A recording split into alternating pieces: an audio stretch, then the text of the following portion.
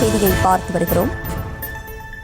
இந்திய வெளியுறவுத்துறை அமைச்சர் ஜெய்சங்கர் நாளை இலங்கை பயணம் மேற்கொள்கிறார். அண்மை செய்தியாக பார்த்து வருகிறோம். அரசுமுறை பயணமாக நாளை இலங்கை செல்கிறார் வெளியுறவு அமைச்சர் ஜெய்சங்கர். அண்மை செய்தியாக பார்த்து வருகிறோம். கூடுதல் விவரங்களோடு இணைகிறார் செய்தியாளர் மதியழகன். மதியழகன், வணக்கம். விவரங்களை வழங்கலாம்.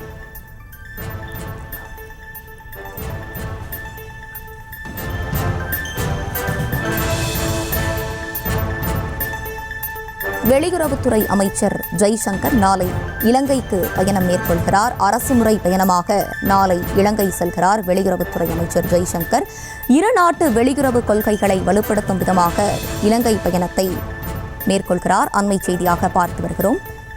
இலங்கையில் அனுரகுமார திசாநாயக்க தலைமையில் புதிய ஆட்சி அமைந்துள்ள நிலையில் இந்த பயணத்தை வெளியுறவு அமைச்சர் நாளை மேற்கொள்ள இருக்கிறார். அண்மை செய்தியாக பார்த்து வருகிறோம். கூடுதல் விவரங்களோடு இணைகிறார் செய்தியாளர் மதியழகன். மதியழகன், விவரங்களை வழங்கலாம். மத்திய வெளியுறவுத்துறை அமைச்சகம் அறிக்கை ஒன்றை வெளியிட்டிருக்கிறது. அந்த அறிக்கையின்படி மத்திய வெளியுறவுத்துறை அமைச்சர் டாக்டர் எஸ் ஜெய்சங்கர் நாளை அரசுமுறை பயணமாக இலங்கை செல்ல இருப்பதாக தெரிவிக்கப்பட்டு இருக்கிறது. இந்த பயணத்தின் பொழுது இலங்கையினுடைய தலைவர்களை